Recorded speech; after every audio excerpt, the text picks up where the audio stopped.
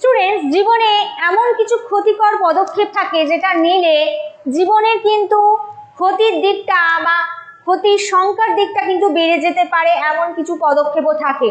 ঠিক সেরকমই স্মোকিং, যেটা এমনই একটা জিনিস বা ধূমপান যেটা কিন্তু স্বাস্থ্যের পক্ষে ক্ষতিকর, কারণ যেটা কিনা ডাইরেক্ট মানুষের স্বাস্থ্যের ওপর, ফুসফুস তথা হার্টের ওপর কিন্তু একটা বিশাল বড় ক্ষতিকর প্রভাব ডেকে আনে, এবং যেটার জন্য কিন্তু মানুষের ক্রনিক্যাল ডিজিজও হতে পারে।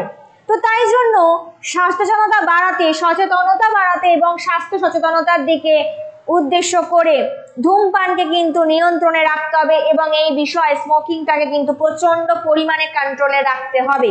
তবেই কিন্তু এই স্বাস্থ্য বা জনস্বাস্থ্যের দিকটা বিচার করে বা স্বাস্থ্যকে আরো উন্নত করা যাবে, বা স্বাস্থ্যের দিকটাকে ভীষণভাবে ভালো করে দৃষ্টি আরোপ করা যাবে। তো এই বিষয়গুলোকে নিয়ে তোমরা যদি আরো বিশেষ পরিবেশ